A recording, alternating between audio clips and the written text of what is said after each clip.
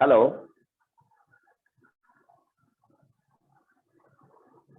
Yes sir.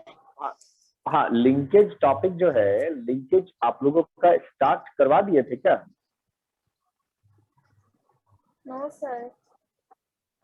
ठीक है, तो क्रॉसिंग ओवर को फिनिश करते हैं, उसके बाद फिर लिंकेज स्टार्ट करते हैं।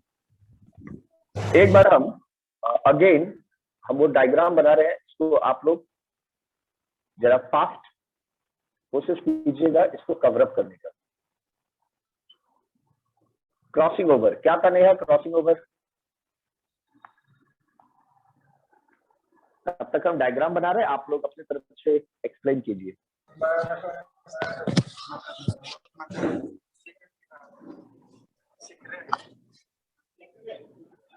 अमन,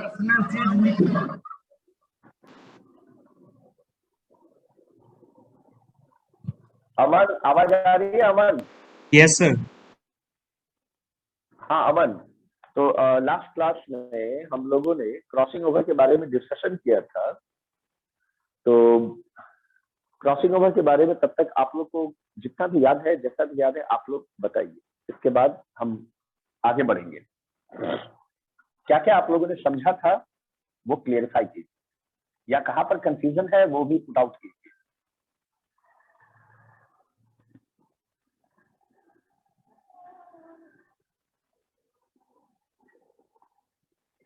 नेहा, दिव्यांशी, अमन, आप लोग सभी से रिक्वेस्ट है, क्रॉसिंग ओवर जो हम लोग लास्ट टॉपिक किए थे उसमें आप लोगों को कहाँ तक क्लियर हुआ या कहाँ तक कंफ्यूजन है वो आप पहले क्लियर कर लें, और जो समझ में आया आप पहले उसको बताते चले।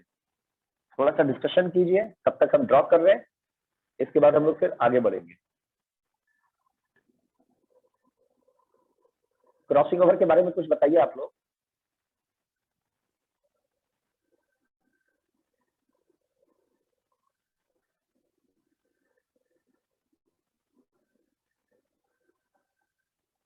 नेहा आवाज आ रही है? दिव्यांशी आवाज आ रहा है आप लोगों को? हेलो बच्चों, आवाज आ रही है? मेरी आवाज आ रही है आप लोगों के पास? अमन आवाज आ रहा है? Yes sir. अरे तो कम से कम रिस्पॉन्ड तो करो यार।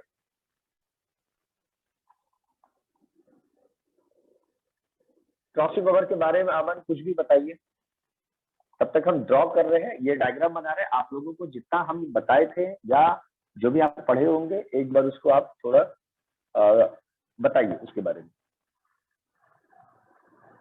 सर क्रॉसिंग ओवर में क्या होता है? swapping of genetic material that occurs in the germline sir.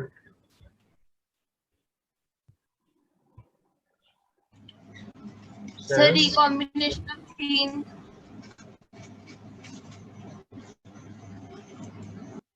बोलते जाइए, हम सुन रहे हैं, बताते जाइए आप लोग। दिव्यांशी, नेहा,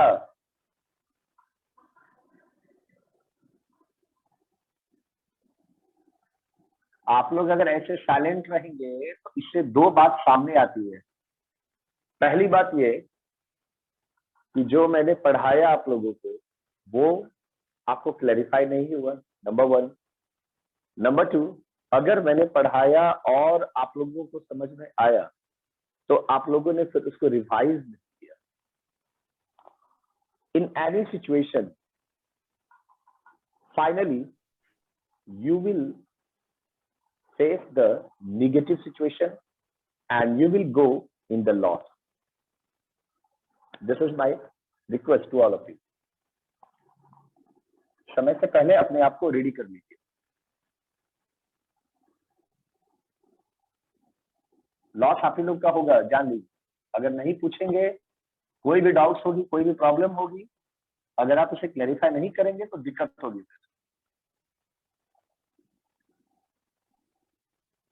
और क्लासेस जो चल रही है इसमें आप लोगों को कहीं भी कोई प्रॉब्लम्स होती है तो क्लास के ड्यूरेशन में ही जब पूछ लेंगे ना तो वो आप लोगों के लिए ज्यादा फायदेमंद होगा। चलिए नेहा आप बताओगे कुछ?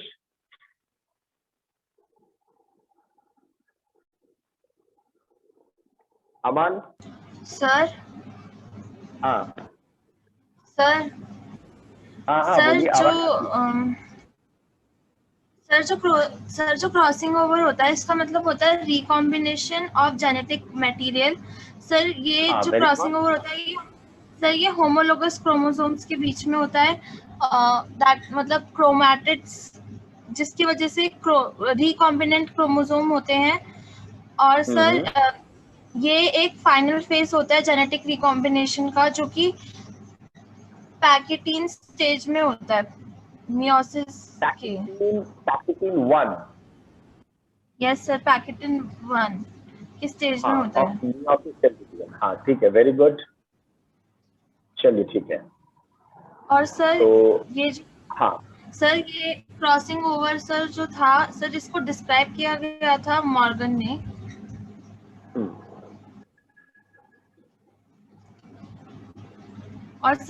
और सर जो मतलब सर एक टर्म यूज की जाती है इसमें सर चियाज़मा। सर जो टर्म जो है वो तब यूज की जाती है जब जो क्रोमोसोम होते हैं जब वो क्रॉस ओवर होते हैं लेकिन वो आइडेंटिकल नहीं होते। Very good. चलिए अब हम लोगों ने इसको ड्रॉ कर लिए हैं, अब मैंने ड्रॉ कर दिया है, अब इस पर हम लोग डिस्कशन करते हैं। राइट, सबसे पहले यहां से हम स्टार्ट करते हैं। This is the homologous chromosome. ठीक है बच्चों, ये होमोलोगस क्रोमोसोम के केस में हम देख रहे हैं। ये एक पेरेंट्स का क्रोमोसोम है और ये दूसरे पेरेंट्स का है। तो यहां पर हम लोग दोनों पेरेंट्स के केस में बोल सकते हैं one can be denoted as paternal and other is maternal. Right, ठीक है। तो यहां पर दो अलग अलग पेरेंट्स का यहां पर है, एक फादर का और एक मदर का। आप ऐसे इमेजिन को कर सकते हैं। तो ये जो होमोलोगस क्रोमोसोम है, ये होमोलोगस क्रोमोसोम पेयरिंग में है, एक जैसा है। ठीक है, जैसा कि आप लोगों को मालूम है in the human body there are total 46 number of chromosomes which are in the pair. And what is the number of pair? Everybody know 23 pairs. याद है हम लोगों ने पढ़ा था क्रोमोसोमल थ्योरी ऑफ इनहेरिटेंस में। ठीक है, sorry, chromosomal theory of inheritance में हम लोगों ने पढ़ा था that in human being there are 23 pairs of chromosomes. It means there is totally 46 chromosomes in diploid situation. Right? Now, when we talk about 23 pairs, out of these 23 pairs, 22 pairs are autosomes and one pair is called allosomes, or we called it sex chromosomes. And what is its function? Function of allosome is mainly it is involved in determination of sex in the particular child. We can say on the basis of that chromosomes, we can differentiate the child as a male child or as a female child. So this is determined by allosomes और sex chromosomes. तो यहाँ पर हम लोग देखते हैं कि 23 pairs है ना, तो ये वन पेयर हुआ, ये वन पेयर हुआ, बट ये अलग अलग पेरेंट्स के हैं, एक है पैटर्नल एक है मैटरनल। ठीक है, अब देखिए यहाँ पर पैटर्नल और मैटरनल क्रोमोसोम्स का एक्सचेंजिंग हुआ मटेरियल्स का। तो ये मटेरियल्स जो एक्सचेंज हुआ तो यहाँ पर एक्स लाइक स्ट्रक्चर डेवलप हुआ। आप लोग देख रहे हैं यहाँ पर ये एक्स लाइक स्ट्रक्चर डेवलप हुआ। सेम सिचुएशन यहां भी हुआ, यहाँ एक्स लाइक स्ट्रक्चर फॉर्म हुआ। तो इस स्ट्रक्चर को हम लोग क्या बोलते हैं?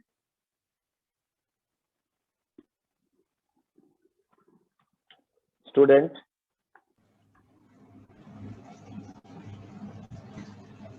एक्स लाइक स्ट्रक्चर ये जो डेवलप हुआ, ये जो बना यहाँ पर ड्यूरिंग क्रॉसिंग ओवर, तो इस स्ट्रक्चर को हम लोग क्या बोलते हैं? चियास्मा। ठीक है,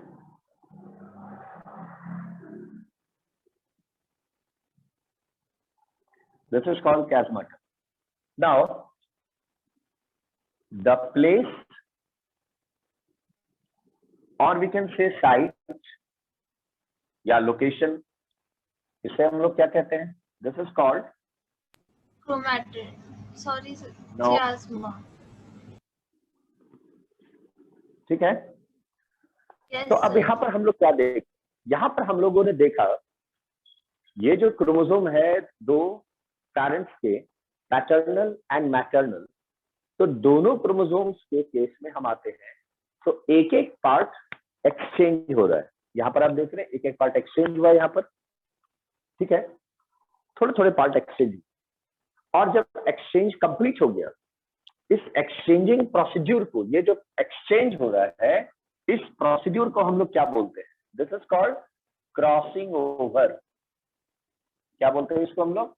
क्रॉसिंग ओवर। तो ये जो क्रॉसिंग ओवर है, इसका रिजल्ट क्या होता है? क्रॉसिंग ओवर का रिजल्ट ये होता है, दोनों पेरेंट्स के जीन, दोनों पेरेंट्स के डीएनए थोड़ा थोड़ा एक्सचेंज होते हैं। This is called recombination of DNA, और you can say recombination of gene. तो दोनों पेरेंट्स के थोड़े थोड़े जीन एक्सचेंज हुए, है ना? तो ये जो प्रोसेस है ये हो गया क्रॉसिंग ओवर। अब हम लोग और आगे बढ़ते हैं। जब हम लोग देखें क्रॉसिंग ओवर हुआ, तो क्रॉसिंग ओवर के बाद जेनेटिक मटेरियल्स एक्सचेंज हुआ। जैसा कि हम लोग थर्ड वाले डायग्राम में इसमें आते हैं। यहां पर अगर आप नोटिस करें तो क्या देखते हैं? इस क्रोमोसोम का थोड़ा सा पार्ट इस बगल वाले क्रोमोसोम में ट्रांसफर हुआ, और इसका Yes. कुछ पार्ट इसमें ट्रांसफर हुआ। यही था ना? Yes sir. एक्सचेंज हुआ। सेम सिचुएशन यहां भी है, यहां भी है। ओके, तो ये जो एक्सचेंज हुआ, दोनों पेरेंट्स के कैरेक्टर थोड़ा थोड़ा एक्सचेंज हुए। अब यहाँ पर क्रॉसिंग ओवर का प्रोसेस कंप्लीट हो गया, ठीक है। अब हम लोग इसके आगे बढ़ते हैं। थोड़ा सा आप इमेजिन कीजिए, यहाँ पर आप लोगों को समझाने के लिए हम एक फर्स्ट पार्ट इसमें आ रहे हैं। ये रेड कलर से मार्कर से हम मार्क कर रहे हैं। यहां मैं लिख रहा हूं ए,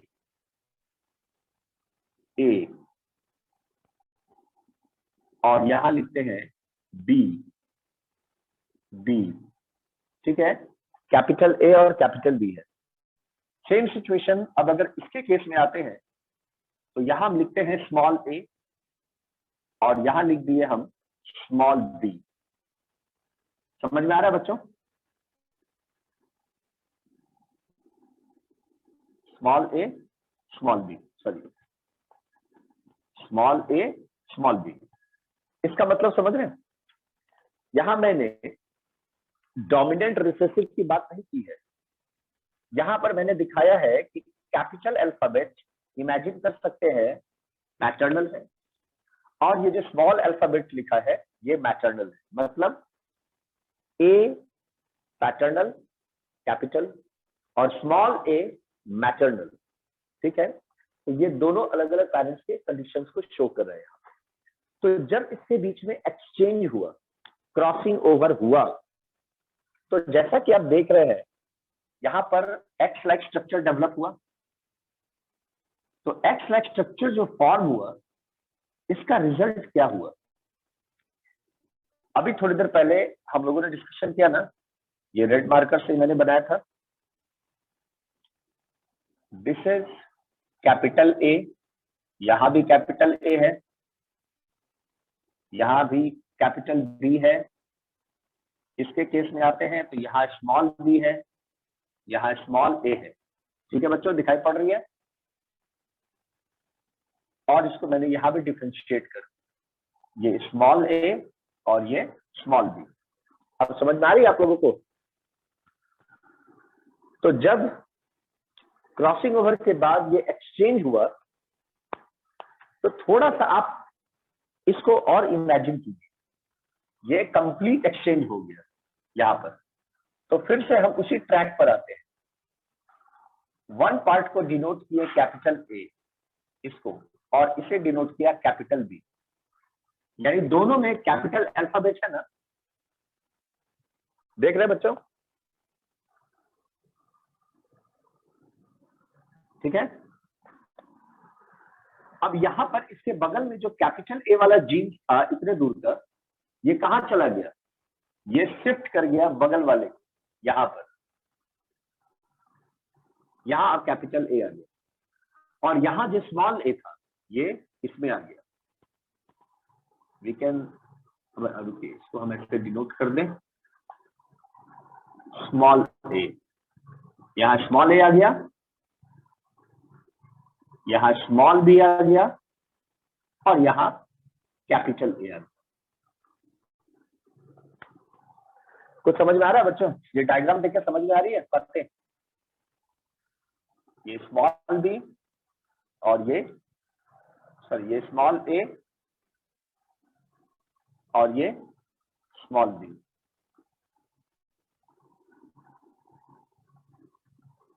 आप जरा ध्यान से फिर से देखिए, इस स्टार्टिंग से हम आ रहे हैं, ये जो पैटर्नल वाला होमोलोगस क्रोमोसोम है, यहां पर मैंने डिनोट किया है दो जीन्स को। एक को डिनोट किए ए कैपिटल है, यहां भी कैपिटल ए है, यहां कैपिटल बी है, यहां भी कैपिटल बी है।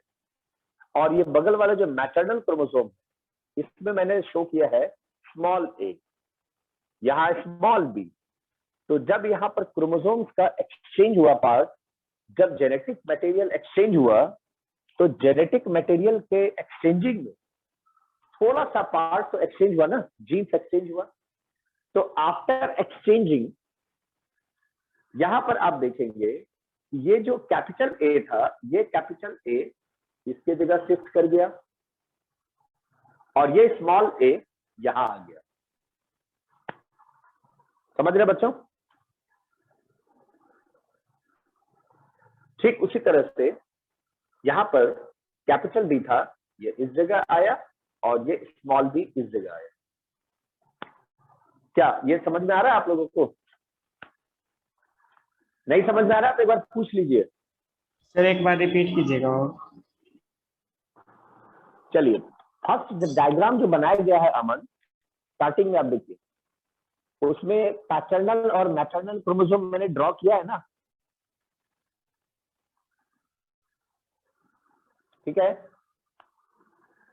तो पैटर्नल क्रोमोसोम्स में क्या देख रहे हैं? ए बी जो हम लोग लिखे हैं, उसमें मैंने कैपिटल अल्फाबेट से ए लिखा है और कैपिटल अल्फाबेट से बी लिखा है। दिखाई पड़ रहा है आप लोगों को? फर्स्ट वाला जो बनाया हुआ है डायग्राम होमोलोगस क्रोमोसोम का दिखाई पड़ रहा है ना? Yes sir. और उसके बगल में जो दूसरा क्रोमोसोम है, दैट इज मैटरनल, यहां पर मैंने स्मॉल ए से शो किया और स्मॉल बी से शो किया। यहां कैपिटल ए, यहां स्मॉल ए। इसका मैंने कैपिटल बी दिखाया और इसका मैंने स्मॉल बी दिखाया, यानी दो अलग अलग पेरेंट्स को शो कर रहे हैं। तो हम इसको ए बी से डिनोट कर रहे हैं, ए कैपिटल, बी कैपिटल, ए स्मॉल, बी स्मॉल। यानी स्मॉल ए बी जो है अल्फाबेट, ये मैटरनल हो गया, और ये कैपिटल जो है ये पैटर्नल हो गया। ऐसे आप समझिए। तो जब हम लोग इस फाइनल स्टेज में आए, जब एक्सचेंज कंप्लीट हो गया, तो हम लोगों ने क्या देखा अमन? ये थर्ड डायग्राम में केस 3 में हम लोग क्या देख रहे हैं? ये जो कैपिटल ए था, ये कैपिटल ए यहां पर आया, दिखाई पड़ रहा है? Yes sir. और यहां पर जो स्मॉल ए था, ये इसके पास शिफ्ट किया बगल वाले का, एक्सचेंज हुआ ना यहाँ पर, तो यहाँ भी सेम सिचुएशन, यहाँ पर कैपिटल बी था तो ये कैपिटल बी यहाँ शिफ्ट कर गया, और यहाँ स्मॉल बी था तो ये इसके पास शिफ्ट कर गया। दिखाई पड़ गया, समझ गए आप लोग? एक्सचेंज हुआ ना यहाँ पर पार्ट का। क्या अमन? हाँ सर। तो कम से कम रिस्पॉन्ड करो ना यार, हम तो लग रहा है कि हम ही अकेले बोल रहे हैं, पता नहीं कोई सुन रहा है कि नहीं सुन रहा है। नो ठीक सर। है, ये क्लियर हो गया? ये क्लियर हो गया ना बाबू? यस सर, हो गया क्लियर। अब हम लोग आगे बढ़ते हैं। अब ध्यान से देखिए, यहां पर ये होमोलोगस क्रोमोसोम है, पहला वाली सिचुएशन में था। यहां पर हम लिखते हैं फर्स्ट होमोलोगस क्रोमोसोम और ये सेकंड होमोलोगस क्रोमोसोम, मैटरनल वाला। अब आते हैं मैटरनल वाला। मैटरनल के केस में आते हैं, यहां पे फर्स्ट और ये, समझ में आया? तो अब ये जी सर। बताइए, यहां पैटर्नल क्रोमोसोम में कौन से क्रोमोसोम में चेंजेस हुआ?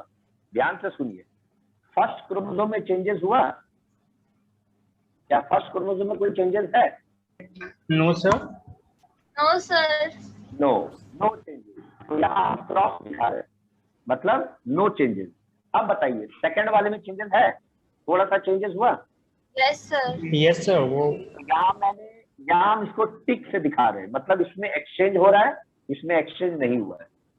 ठीक है बच्चों, हम ये आप लोगों को बहुत सिंप्लीफाई करके बता रहे हैं, बहुत इजी वे में बता रहे हैं। ठीक है, अब आते हैं मैटरनल क्रोमोसोम। तो फर्स्ट वाले में कोई चेंजेस हुआ है ना, या नहीं है? सर। चेंजेस किसमें है? सर नहीं है। मैटरनल क्रोमोसोम में, ये जो मैटरनल क्रोमोसोम है, इसके फर्स्ट में ये चेंजेस है या सेकंड पार्ट में चेंजेस है? तो फर्स्ट में है ना। हाँ, तो यहाँ फर्स्ट में चेंजेस हुआ, यस यहाँ हम सर। टिक कर दिया। और ये सेकंड में कोई चेंजेस है? नो सर, सेकंड में नहीं है तो सर। इसको भी हम इसको हमने क्रॉस कर दिया। हाँ। इसका मतलब समझे, जिसमें एक्सचेंज नहीं हुआ उसको मैंने क्रॉस कर दिया, और जिसमें एक्सचेंज हुआ उसको मैंने टिक कर दिया, करेक्ट कर दिया, यानी इस दोनों में एक्सचेंज हुआ। राइट? तो यहां पर ये जो एक्सचेंज हुआ, जीन्स का सिचुएशन थोड़ा सा अल्टर हुआ ना, जेनेटिक मटेरियल चेंज हुआ, थोड़ा थोड़ा पेरेंट्स का मटेरियल एक्सचेंज हुआ, तो फाइनली ये रिजल्ट आया ना हम लोगों के सामने बाबू। समझ रहे हैं? ये रिजल्ट आया फाइनली। चलिए, अब ये क्रोमोसोम्स जो है, जो क्रॉसिंग ओवर में हम लोगों ने पढ़ा, इस पर अब एक और कुछ पॉइंट्स हम लिखते हैं। इधर का मैं मिटा देता हूं, ठीक है, और इसके बाद फिर उसको हम लोगों को डिस्कशन करना है। चलिए, इसे मैं भी हटा रहा हूं।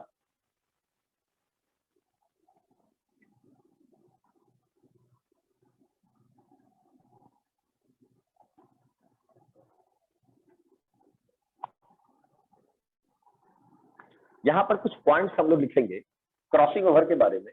जैसे सबसे पहले अभी जितना भी हम लोगों ने क्रॉसिंग ओवर का देखा, कुछ एडिशनल पॉइंट्स अभी मैं बताऊंगा। अच्छा, ये बताइए क्रॉसिंग ओवर किसके बीच हो रहा है? कोई बताएगा? सर ये क्रॉसिंग ओवर किसके बीच? हाँ भाई, क्रोमोसोम तो है, किस तरह का क्रोमोसोम और कौन से तरीके, कौन से सिचुएशन, कौन से क्रोमैटिड्स में, किस तरह का क्रोमैटिड? Homologous chromosome. अगर हम होमोलोगस क्रोमोसोम की बात करें, आप लोगों के अकॉर्डिंग अगर चले, तो यहां पर ये ऐसा भी हो सकता है ना। देखिए, ये जो मैं डायग्राम बना रहा हूं, ये तो ऐसा भी हो सकता है। सॉरी,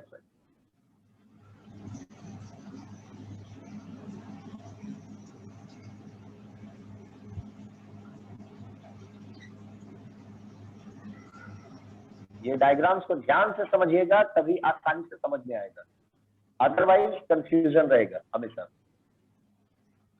और रटने के जगह पर समझने की कोशिश कीजिए तो ज्यादा अच्छा रहेगा, बेटर रहेगा। और जहां जरूरत पड़ेगा वहां रटने की, उसे आप रट सकते हैं फिर, लेकिन जहां समझने की जरूरत है उसको तो समझना पड़ेगा ना।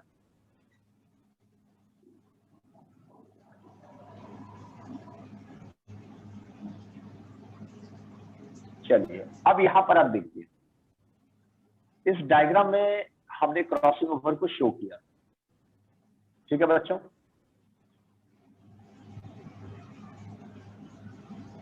क्या क्रॉसिंग ओवर ऐसा होता है? क्रॉसिंग ओवर ऐसे ही होता है क्या?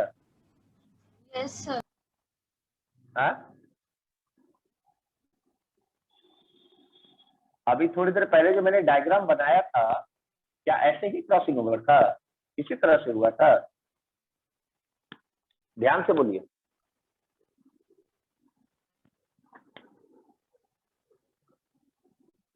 या ऐसे हुआ था?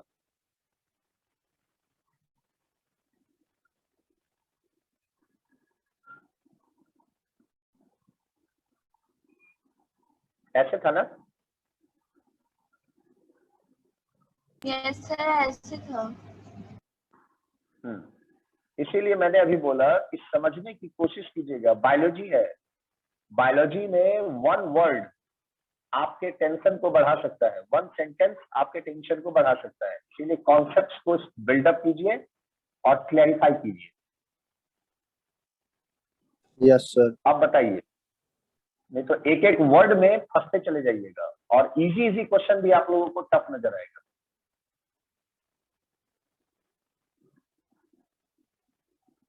चलिए अब यहां पर हम इसको बना दिए। अब ये बताइए, ये दोनों सिचुएशन में अगर हम देखें, अगर नंबर 1 और ये नंबर 2, नंबर 1 और नंबर 2, एक्चुअल में क्रॉसिंग ओवर किसमें होता है? अगर ध्यान से देखेंगे तो ये होता है, हाँ, नेचर में किसी भी लिविंग ऑर्गेनिज्म में, चाहे वो लिविंग ऑर्गेनिज्म प्लांट हो या चाहे वो लिविंग ऑर्गेनिज्म एनिमल हो, कोई भी लिविंग ऑर्गेनिज्म हो, एनी लिविंग ऑर्गेनिज्म, उसमें क्रॉसिंग ओवर का जो प्रोसीड्यूर है वो प्रोसीड्यूर ये वाला है, ना कि ये वाला। समझ रहे? ये रेयरेस्ट ही रेयरेस्ट है, या तो एब्सेंट हो सकता है या काफी काफी काफी रेयर, नेग्लिजिबल, लेकिन कॉमनली ये होता है। समझ रहे हैं? तो अगर हम ये दो कंडीशन जो आपको दिखाए, नंबर 1 एंड नंबर 2, अगर हम आपसे पूछें कि क्रॉसिंग ओवर किसके बीच हो रहा है तो आपका आंसर क्या रहेगा? अगर आपसे क्वेश्चन पूछा जाएगा कि crossing over occurs between dash dash dash dash, क्या बोलेंगे आप?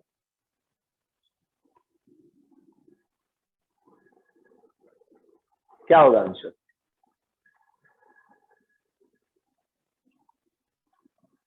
चलिए फर्स्ट वाले का एक्सप्लेनेशन हम यहां अब देते हैं। अगर आप लोगों के अकॉर्डिंग, जैसा कि आप लोग बोलते हैं crossing over occurs between homologous chromosome, यही था ना बच्चों?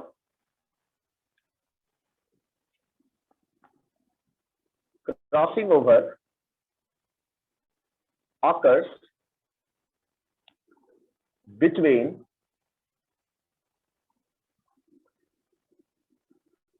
the homologous chromosome.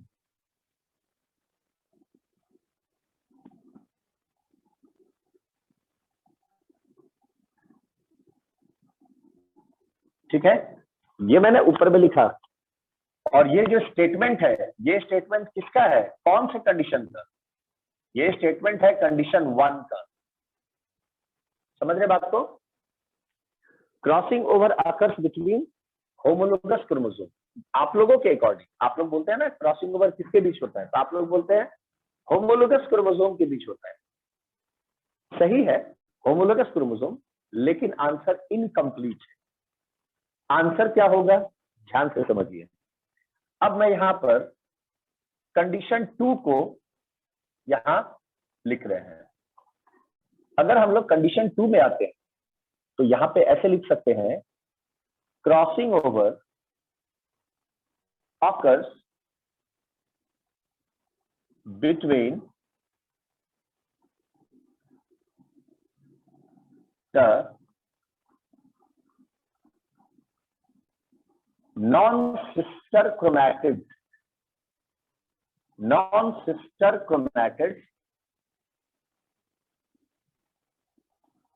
of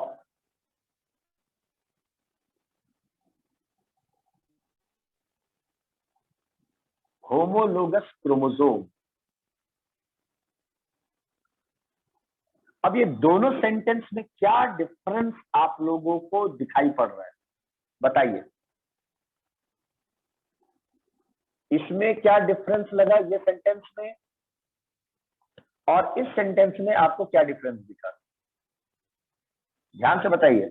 अमन, दिव्यांशी, आदित्य, नेहा, जो भी है बताइए।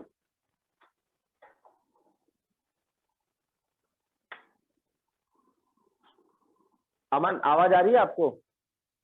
जी सर आ रही है। बच्चों आवाज, हाँ तो आ रही है। तो ये बताइए, ये फर्स्ट वाला जो डायग्राम है, हाँ तो दिव्यांशी आप ये बताइए, ये फर्स्ट कंडीशन है और ये सेकंड कंडीशन है। फर्स्ट कंडीशन में हम लिखे crossing over occurs between the homologous chromosome, ये फर्स्ट कंडीशन को डिनोट कर रहा है, crossing over occurs between homologous chromosome. और दूसरा मैंने लिखा crossing over occurs between the non sister chromatids. Second मैंने क्या लिखा है, नॉन सिस्टर क्रोमैटिड्स। तो दोनों में क्या होगा, फर्स्ट वाला होगा या सेकंड वाला होगा? सर जो होमोलोगस क्रोमोसोम होते हैं सर, वो तो सर होमोलोगस क्रोमोसोम तो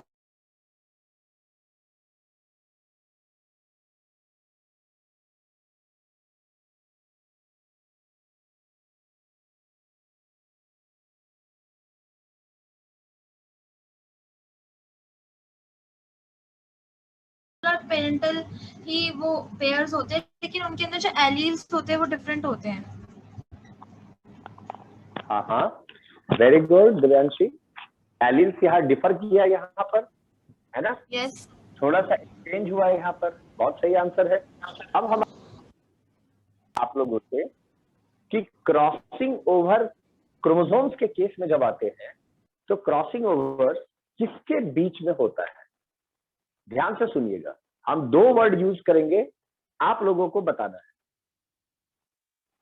crossing over occurs between non homologous chromosomes, पहला, और दूसरा है बिटवीन होमोलोगस क्रोमोसोम। तो होमोलोगस अगर होगा तो ये एक दूसरे के साथ ना जाएगा, जैसे पैटर्नल है तो पैटर्नल में ही आएगा, मैटरनल है तो मैटरनल में ही आएगा। तो ये तो होमोलोगस हो गया ना। तो दोनों तो होमोलोगस है, लेकिन एक्सचेंज जो होता है, क्या दोनों का दोनों स्ट्रैंड एक्सचेंज हो रहा है क्या? नहीं से देखिए, क्योंकि यहाँ पर याद रखिए नीट एग्जाम्स में जब क्वेश्चन दिया जाता है बच्चे छोटे छोटे चीज में अटक जाते हैं।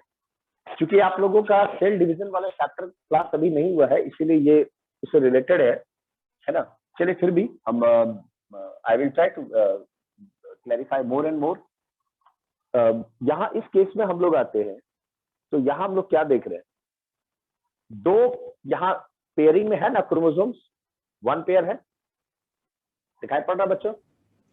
Yes sir. तो ये जो पेयरिंग है तो क्या दोनों में चेंजेस हो रहा है?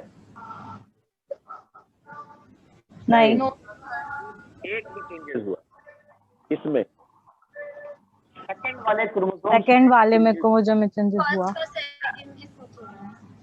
कहने का मतलब ये हुआ कि दोनों क्रोमोसोम नहीं होता है, आपस में एक ही में हो सकता है। तो यानी कहने का मतलब हुआ कि यूनिवर्सली ये जो क्रॉसिंग ओवर का पैटर्न है ये यूनिवर्सल हर एक लिविंग ऑर्गेनिज्म का है, यूकैरियोटिक सेल्स। ठीक है बच्चों? Yes sir. तो इसको हम लोग तो एक्सेप्ट नहीं करेंगे, लेकिन इसको हम लोग एक्सेप्ट करेंगे। तो अब यहाँ पर इसके केस में आते हैं, सेकेंड केस में, तो बेटर रहेगा हम लोग बोल सकते हैं crossing over occurs between the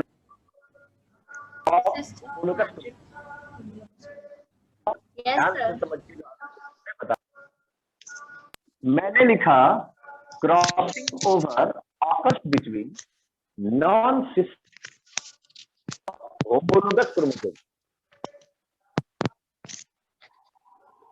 यही था ना?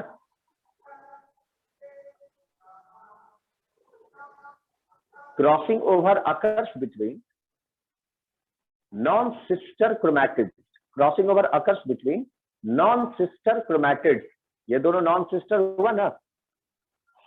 Crossing over occurs between non sister chromatids of homologous chromosome. कुछ क्लियर हुआ? होमोलोगस पेयरिंग में है, होमोलोगस क्रोमोसोम पेयर में है, तो क्या दोनों का दोनों इन्वॉल्व होता है? नहीं, ओनली वन पार्ट इन्वॉल्व होता है, दूसरा एज इट इज एकदम वैसे का वैसा ही है। यहां भी पेयरिंग है, लेकिन ओनली वन पार्ट इन्वॉल्व होता है, दूसरा वैसे का वैसा ही है। दिखाई पड़ रहा है ना आप लोगों को? समझ में आ रहा है? हेलो,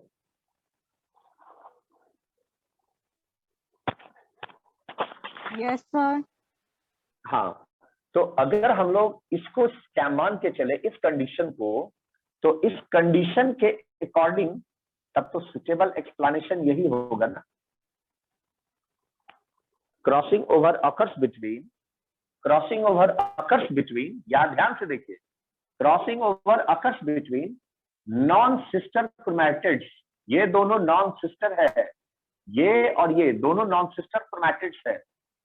ठीक है बच्चों, these are non sister chromatids, ठीक है, between non sister chromatids of homologous chromosome, है ना?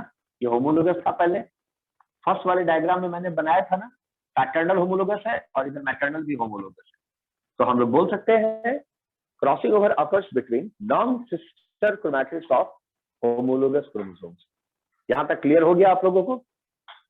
देखिए, मियोसिस सेल डिवीजन आप लोग नहीं अभी पढ़े हैं, या अगर ध्यान में नहीं है तो शायद कंफ्यूजन है, और अगर ये क्लियर रहता तो आई थिंक इतना अभी आपको नहीं होता कंफ्यूजन। एनीवे, रिवाइज कर लीजिएगा, और जब हम लोग उस चैप्टर को पढ़ेंगे तो फिर उसमें हम लोग डिस्कशन करेंगे और अच्छे से। ठीक है? यस। अब चलिए, अब यहाँ पर, हाँ, अब हम कुछ यहाँ पर पॉइंट्स लिख रहे हैं। इस पॉइंट्स को जरा आप लोग समझिएगा, ठीक है? देखिए, क्रॉसिंग ओवर में क्या होता है? जेनेटिक मटेरियल एक्सचेंज होता है। कौन से स्टेज में?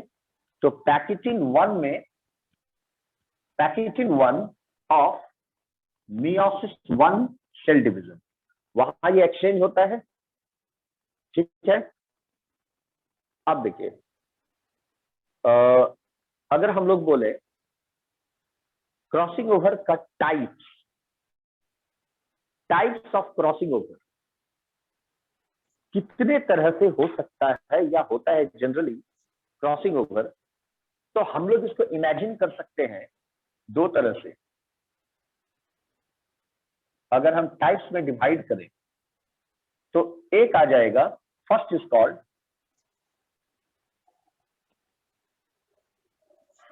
टू स्ट्रैंड्स, मतलब क्रॉसिंग ओवर जो है, ठीक है, टू स्ट्रैंड स्टेज,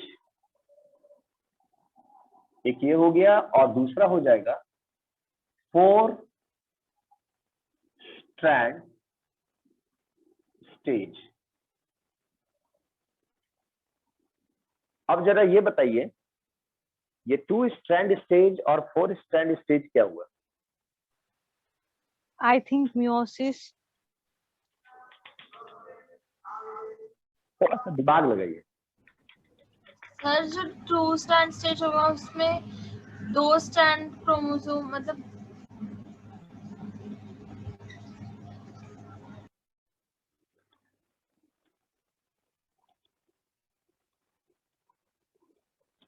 हाँ बोलिए बोलिए, आवाज आ रही है? चलिए, यहां पर ये जो एक्सचेंज मैंने दिखाया, इसको हम 2 कंडीशंस में अब शो करते हैं। आप लोग जरा इसको समझने की कोशिश कीजिएगा। ये जो 2 कंडीशन का मैंने बात किया, ये 2 कंडीशन एक्चुअली क्या शो करता है? देखिए, फर्स्ट ऑफ ऑल हम आते हैं 2 स्टैंड में। 2 स्टैंड में क्या होता है? जैसे 1,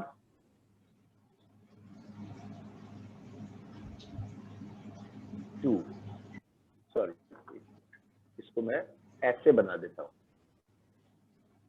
और इधर से ये 1 और ये 2। तो यहां मैंने एक को डिनोट किया ए कैपिटल, और इसमें मैंने डिनोट किया बी कैपिटल, और इधर भी ए कैपिटल और इधर बी कैपिटल। सेम सिचुएशन उल्टा इधर हो जाएगा, यहाँ हो जाएगा स्मॉल ए, यहाँ हो जाएगा स्मॉल बी। एक स्टैंड में हो गया स्मॉल ए और दूसरे स्टैंड में हो गया स्मॉल बी। बात समझ में आ रही है?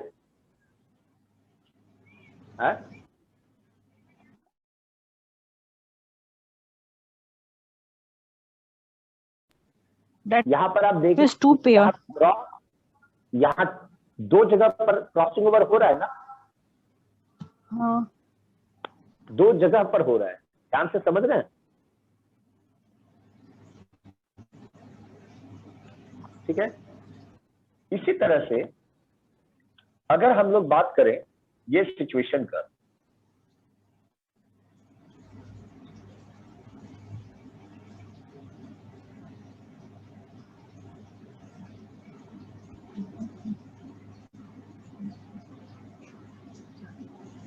कैपिटल ए कैपिटल बी, और ये दूसरे को मैंने ऐसे शो कर दिया यहाँ पर कैपिटल ए।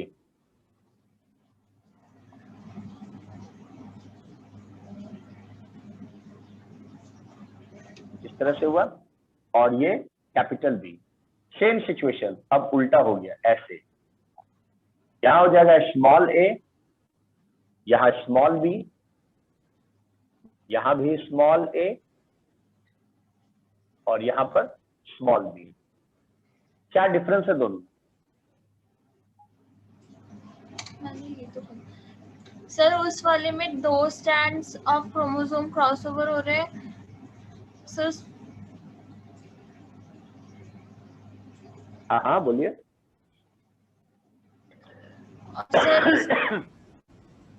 सर उसमें 2 स्ट्रैंड क्रोमोसोम क्रॉसओवर हो रहे हैं और इसमें 4। यहाँ पर अगर हम लोग देखें तो ओनली 1 प्लेस में क्रॉसिंग ओवर हो रहा है, राइट? और इस केस में जब आते हैं तो यहाँ कितना हो रहा है? 2 जगह पर हो रहा है। 2 जगह पर हुआ ना? तो यहाँ पर कितने स्ट्रैंड्स पार्टिसिपेट किए जरा ध्यान से देखिए। 1 और 2, 1 और ये 2, यही है ना? Yes sir. इसमें आए तो कितना स्ट्रैंड पार्टिसिपेट किया? 1 2 2 3 and 4। तो समझ में आया? Yes sir. यस। तो इस बेसिस पर हम लोग बोलते हैं 2 टाइप्स का, एक 2 स्टैंडर्ड और एक 4 स्टैंडर्ड। अब बात आता है क्रॉसिंग ओवर का जो रिजल्ट होता है सर 4 स्टैंड। हम लोग एक बता रहे, जब सेल डिवीजन पढ़े नहीं हो इसीलिए आप लोगों को कंफ्यूजन है। जब पढ़ेंगे हम लोग सब डिस्कस करेंगे इसको। लेकिन अभी जो मैं अभी पढ़ा रहा हूँ लिंकेज, ये जेनेटिक्स से रिलेटेड जो टॉपिक है ये 12th का है। पहले हम इसको आप लोगों को क्लियर कर दें। हाँ नेहा, आप कुछ बोल रहे थे, एक बार आप चलिए बोलिए, क्या बोल रहे थे आप? सर ये 4 स्टैंड स्टेज समझाएंगे एक बार, समझ में नहीं आया। चलिए, ये नेहा, ये मैंने 2 क्रोमोसोम्स बनाया था, होमोलोगस क्रोमोसोम बनाया, ठीक है?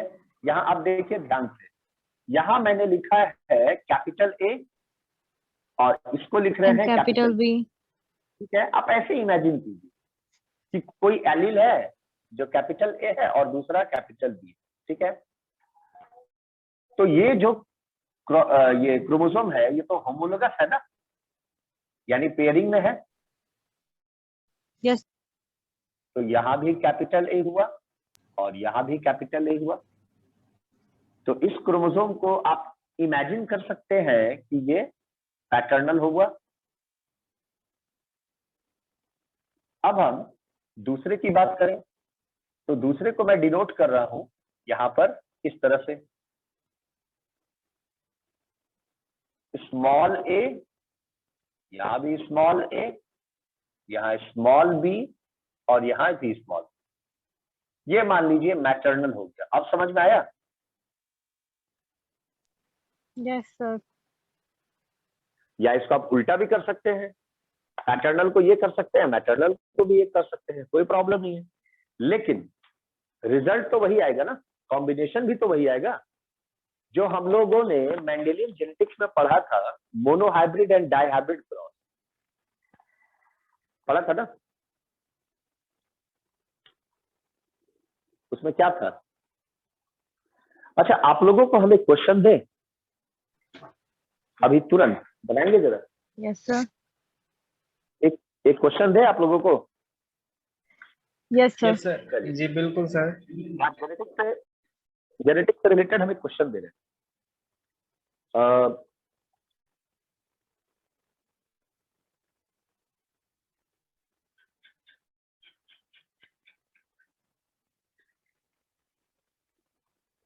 What will be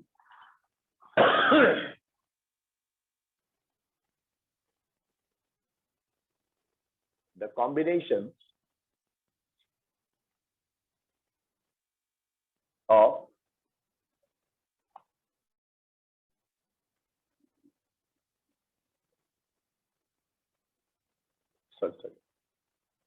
of parental character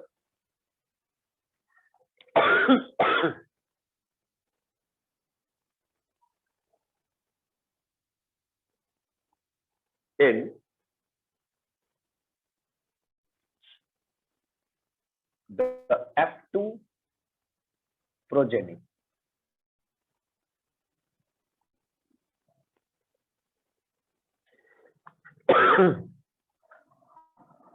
What will be the combination of parental characters in the F2 progeny? चलिए, अब यहां पहला ऑप्शन है 2:16, दूसरा 4:16। डाइहाइब्रिड क्रॉस के केस में पूछ रहे हैं। हाँ, ये डाइहाइब्रिड क्रॉस के केस। और तीसरा है 3:16 and the fourth is 1:16। बोलिए, 4 ऑप्शन है।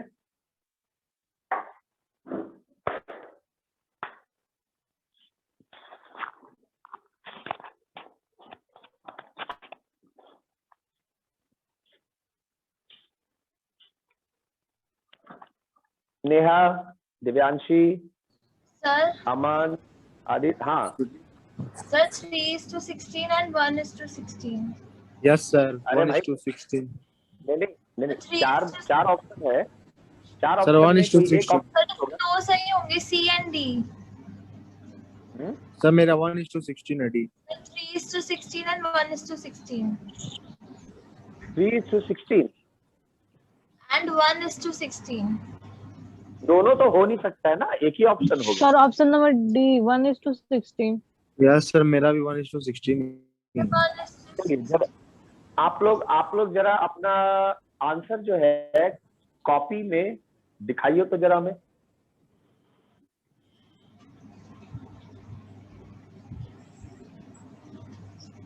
सर आप हो गए हैं म्यूट।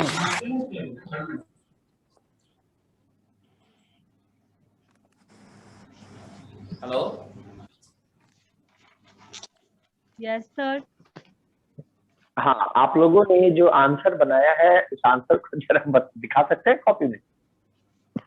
सर मैंने मुंह से बताया था, 1 मिनट रुकिए। सर मैंने भी ओरली बताया था। अच्छा चलिए, अमन सर इसमें तो सारा डोमिनेंट ही करेक्ट है। क्या क्या क्या?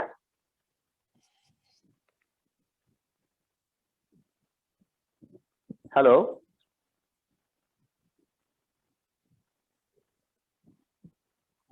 Hello, yes sir. हाँ क्या बोल रहे थे? आवाज नहीं आ रही। सर हम बोले कुछ हाँ 3:16 होगा सर। 3:16 कैसे Yes, होगा? सर। जरा ये भी क्लियर। 1 मिनट सर इसमें तो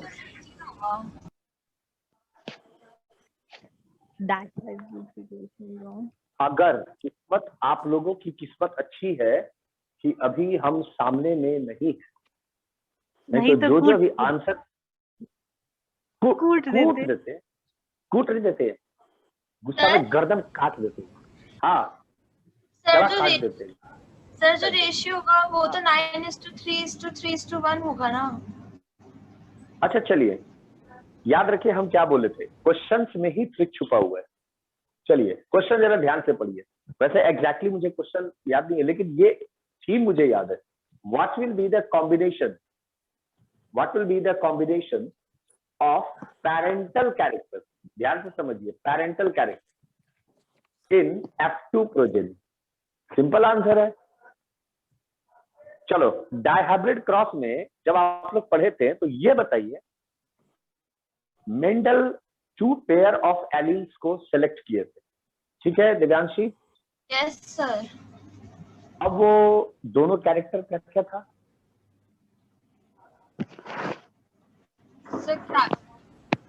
sir tall, no no, dihybrid, dihybrid, sir dihybrid, monohybrid, sir round, sir round, sir round green, नहीं नहीं, round yellow. Sir round yellow और रिंकल ग्रीन। Very good. तो उस कंडीशन में जब आए थे तो डोमिनेंट कैरेक्टर क्या था? Yellow and round, right. और Yes, दूसरा sir. क्या था रिसेसिव में? Green, sir green green wrinkled. Green wrinkled. याद है ना अच्छा से? Yes sir. चलिए अब ये बताइए, पैरेंटल कैरेक्टर को हमने यहाँ शो किया इस तरह से, यही था ना?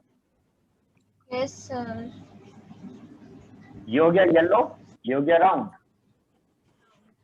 अब आते हैं green wrinkle, small Y small Y, small R, यही था ना? Yes sir. तो अब ये बताइए कि डायहाइब्रिड क्रॉस में जब हम लोग पढ़े थे तो दोनों पेरेंट्स का क्रॉसिंग जब हुआ गैमेट्स का, तो F1 प्रोजेनी में कौन सा प्रोडक्ट आया था? F1 में क्या आया था? एक Y ऐसे, एक Y ऐसे और एक R ऐसे, इस तरह से, यही था ना? Yes yes sir. ये वाला था। Yes sir. अब ये बताइए कि F2 जनरेशन में क्या था? F2 जनरेशन में था double capital Y, double capital R। अब रुक। F2 जनरेशन की अब हम बात करें अगर, तो यहाँ पर टोटल कॉम्बिनेशन कितना आया था? 16। 16 कॉम्बिनेशन था ना, टोटल 16 था। तो 16 को अगर हमने डिवाइड किया तो फिनोटाइपिक रेशियो, हम शॉर्ट फॉर्म में यहाँ PR लिखे, क्या था इसका?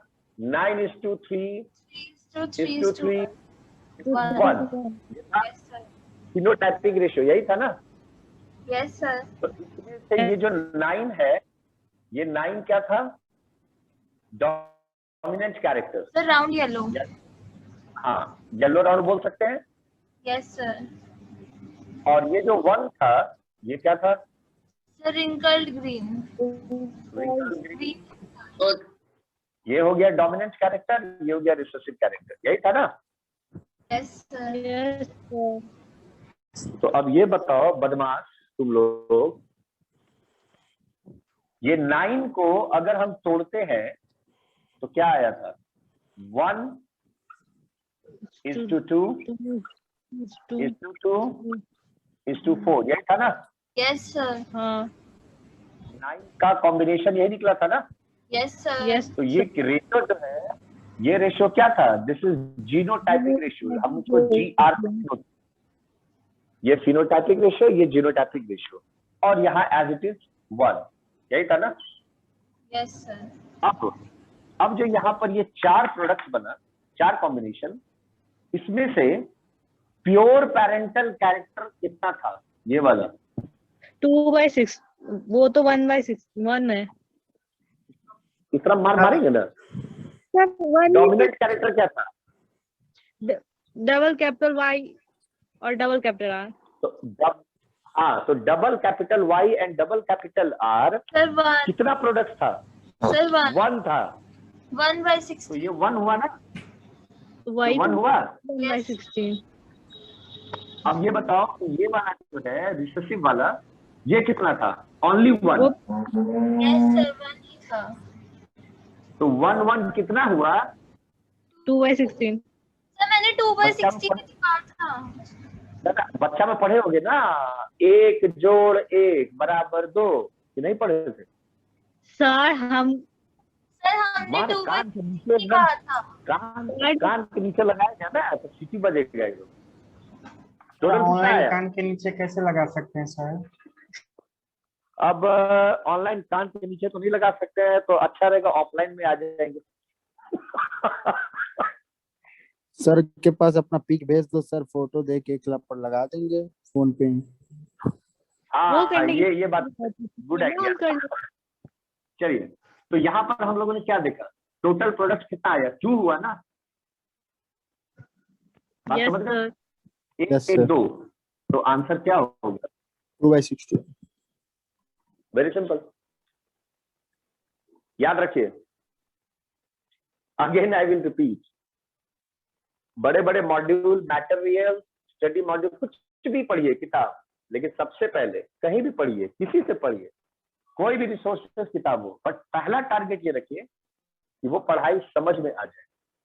और समझ में अगर आ गई, अगर आप उसको रिवाइज किए, उसके बाद अगर प्रैक्टिस किए, रेगुलर प्रैक्टिस किए और उसमें पकड़ बनाए अगर, तो समझ लीजिए कि आपकी सफलता कोई नहीं रोक सकता है। ये I am not a God, तो हम नहीं बोल सकते हैं, बट इतना हम लोग जानते हैं कि कर्म करते रहिए, रिजल्ट ऊपर वाला देंगे। अब आपका कर्म सही हो रहा है कि गलत हो रहा है, ये तो आप ना डिसाइड करेंगे, है ना? आपको सही ट्रैक पे चलना है या आपको गलत ट्रैक पे चलना है, ये तो पर्सनली आपको डिसाइड करना है। समझ रहे बात को? चलिए, तो ये क्वेश्चंस का आंसर हम लोगों ने सॉल्व किया। ट्रिक्स इसमें कुछ नोटिस किया? ट्रिक हम क्या लिखे थे? Parental combination. हाँ पेरेंटल कॉम्बिनेशन। हाँ, तो पेरेंट्स का कैरेक्टर क्या था बाबू? पेरेंट्स का कैरेक्टर था एक डोमिनेंट कैरेक्टर जो येलो राउंड था, और दूसरे पेरेंट्स का क्या था? Green wrinkle. यही था ना? ग्रीन रिंकल और येलो राउंड, तो 2 ही कैरेक्टर हुआ ना। तो वही प्योर तो मैंने प्योर पेरेंटल कैरेक्टर 2 ही हुआ ना बाबू। सर आपको लिखना चाहिए था प्योर पेरेंटल कैरेक्टर। क्यों लिखेंगे? याद रखिए एक बात, तो ज्यादातर तो डोमिनेंट ना। अरे बचवा सुन, पहले सुन, हम ये बोल रहे हैं, आप डिसाइड नहीं कर सकते हैं कि क्वेश्चन क्या रहेगा। ये एग्जाम से लेने वाला डिसाइड करेगा कि क्या एग्जाम और कैसे लेंगे। आपको उस एग्जाम्स के लिए रेडी रहना है। एग्जाम्स आपके हिसाब से नहीं लिया जाएगा। नेहा अगर बोलेगी कि सर हम 11th का कोई बात कर रहा है, ये तो सेम इंडियन थे, मतलब अच्छे से इंग्लिश बोल रहे, एकदम शुद्ध प्रोनाउंसिएशन के साथ, लेकिन एक ब्रिटिश आया या फिर अमेरिकन, कुछ भी कह सकते, सामने वो अपने एसेंट में बात कर रहा था। तो I want to go I want not go, ये वाला हो गया सर। नहीं नहीं नहीं नहीं, खैर एनीवे ये तो आप जो बोले ये भी सही है, बट देखिए सबसे पहली बात ये है नेहा, हम बार बार आप लोगों को क्लासेस में रिकैप करते हैं, आप लोगों को बार बार हम थकाते हैं। एनसीईआरटी को पहले क्लैरिफाई कीजिए, ये हम आपको बहुत पहले भी बोले और अभी भी बोल रहे हैं और हमेशा बोलेंगे, जब तक कि आप लोग इसमें स्ट्रांग नहीं हो जाइए, समझ रहे बात को, और जब तक नीट एग्जाम्स के अच्छा रिजल्ट आप लोग नहीं दीजिएगा, समझ रहे। क्वेश्चन किसी तरह से भी पूछा जा सकता है, बट याद रखिए वो आपके सराउंडिंग से ही क्वेश्चन रहेगा, वो ये देखेगा कि आपका प्रेजेंस ऑफ माइंड कितना काम करता है। अब जैसे फॉर एग्जांपल कोई बच्चा किताब में रट्टा मार के पढ़ने गया, राम आम खाता है, राम आम खाता है, पूरा रटा राम आम खाता है, राम आम खाता है, राम आम खाता है। एग्जामिनेशन हॉल में क्वेश्चन क्या आया, ध्यान से सुनिए। दो तरह से पूछा जा सकता है, एक क्वेश्चन देगा कि राम क्या खाता है, तो चार ऑप्शन हुआ, आम, केला, संतरा, पाइनएप्पल, एक्स्ट्रा जेड, कुछ भी, तब तो वो आसानी से आंसर दे देगा कि चलो भाई राम आम खाता है। अगर इसी को थोड़ा ट्विस्ट कर दे कि राम के द्वारा क्या क्या खाया जा सकता है, तब क्या आंसर होगा नेहा? राम के द्वारा तो बहुत कुछ खाया जा सकता है, लेकिन रट्टाफिकेशन करके गए हैं तो वो आम खाता है। नहीं, मेरी बात आप नहीं समझे। अगर एनसीईआरटी टेक्स्ट बुक में ये दे दिया कि राम आम खाता है, तो अगर उसी को अगर घुमा के दे दिया कि राम के द्वारा क्या खाया जाता है, राम के द्वारा क्या क्या खाया जाता है, क्या नहीं देगा, क्या का मतलब हो गया एक ही स्ट्रेट फॉरवर्ड बोल दिया, राम क्या खाता है। अब अगर इसी को हम घुमा दे क्वेश्चन को कि राम क्या क्या खाता है, तो यहां उसके सामने दो तीन ऑप्शन आ गया ना, बात नहीं समझे। राम क्या खाता है, सीधा बोल सकते हैं कि आम खाता है, और अगर यही घुमा दिया जाए कि राम क्या क्या खाता है, तो क्या होगा वहां पे, वहां भी आम होगा, वहां भी आम होगा, आंसर आम होगा, लेकिन आपको कंफ्यूज करने के लिए, आपके दिमाग को ट्विस्ट करने के लिए, आपके प्रेजेंस ऑफ माइंड को चेक करने के लिए ये वर्ड का इस्तेमाल किया जाता है कि राम के द्वारा क्या क्या खाया जा सकता है। वो खाएगा कि नहीं खाएगा बात की बात है, लेकिन अल्टीमेटली किताब में क्या दिया हुआ है कि राम आम खाता है।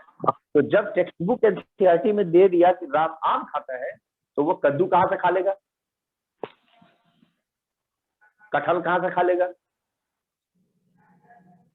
सेब कहां से खा लेगा, पॉसिबल नहीं है। तो कहने का मतलब हुआ कि ज्यादा कंफ्यूजन अगर आप यदि अपने पढ़ाई में रखेंगे तो इसी तरह से भटकते रहे। स्ट्रेट फॉरवर्ड पढ़ाई कीजिए, मतलब ये हुआ कि कॉन्सेप्ट को पहले बिल्डअप कीजिए, और एक बार अगर आपका कॉन्सेप्ट बिल्डअप हो गया तो आपको कहीं भी दिक्कत नहीं होगी। अगर होगी तो धीरे धीरे थोड़ा थोड़ा करके आप थोड़ा सेंस यूज करके, थोड़ा अपने मेहनत के दम पर आप थोड़ा थोड़ा आंसर तक पहुंच जाएंगे।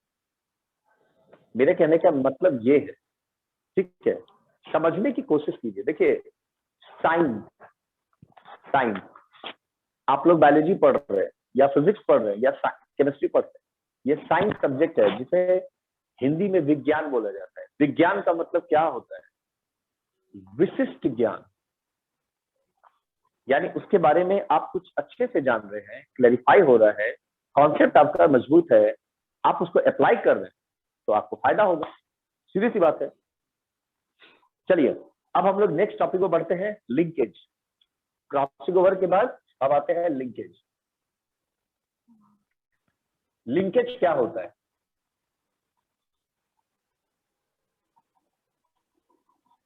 कोई बताएंगे?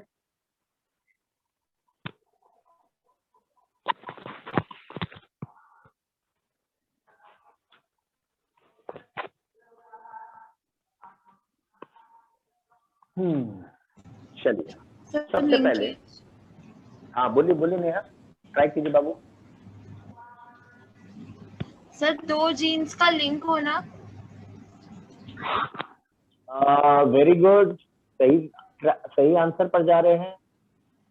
लिंक होने का मतलब, लिंकेज का मतलब ये हुआ कि हम कह सकते हैं कि किसी भी मतलब दो कुछ भी दो जींस हैं, उनके बीच में क्लोजर मतलब रिलेशन क्या है, एक तरह से दिखाने के लिए लिंकेज।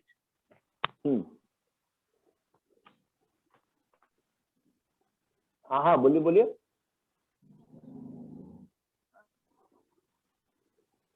हाँ कह सकते हैं।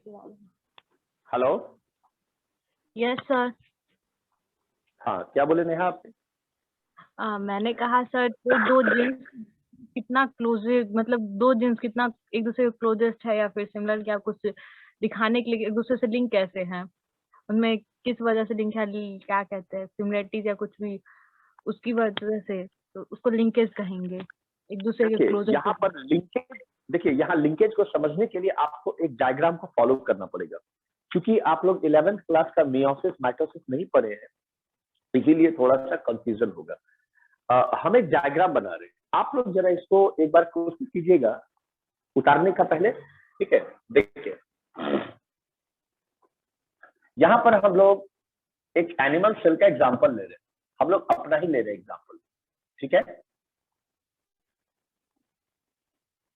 ये एक सेल है और इस सेल में ये सेल है और इस सेल का ये न्यूक्लियस, ठीक है बच्चों? और इस न्यूक्लियस के अंदर ये जो थ्रेड लाइक स्ट्रक्चर है, इसे मैं बोल रहा हूं क्रोमैटिन फाइबर्स और क्रोमैटिन नेटवर्क, ठीक है?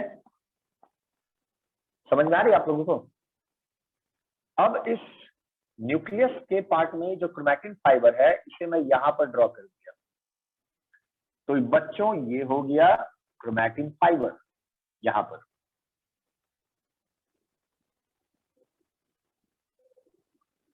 ठीक है? क्रोमैटिन मटेरियल हो गया। अब इस क्रोमैटिन मटेरियल को अगर और हम लोग इलैबोरेटेड फॉर्म में देखें तो ये छोटे छोटे पीसेस में ब्रेक होता है, देख रहे हैं यहां पर जो मैंने बनाया है? तो ये जो स्मॉल पीसेस में ब्रेक हुआ, कहीं यहां पर हम लोग एक टर्म यूज कर रहे हैं, दिस इज कॉल्ड क्रोमैटिड्स, ठीक है? और यही क्रोमैटिड्स आगे चल के डेवलप होता है एक न्यू क्रोमोसोम में। कैसे होता है ये आप सेल डिवीजन में पढ़ेंगे, जब हम लोग डिस्कशन करेंगे तो उस पर करेंगे, अभी तो मैं नहीं बता सकता हूँ आप लोगों को, हाँ वो दूसरा टॉपिक हो जाएगा फिर। तो ये एक फाइनली एक क्रोमोसोम्स में डेवलप हुआ। ये ह्यूमन क्रोमोसोम का मैं एग्जांपल ले रहा हूं आप लोगों के लिए, ठीक है? तो this is an example of human chromosome. तो ये एक सॉलिडिफाइड फॉर्म में ये क्रोमोसोम होगा। Now this structure is called chromosome. Clear हो रहा है बच्चों? समझ में आ रहा है दिव्यांशी? एंड होने वाला है सर, हाँ मीटिंग Yes, एंड sir. होने वाला है सर। अच्छा अच्छा, कोई बात नहीं, कितना टाइम है अभी और? Less than 1 minute sir. 20 second. अच्छा चलिए कोई बात नहीं, तब तो सेकंड ये नहीं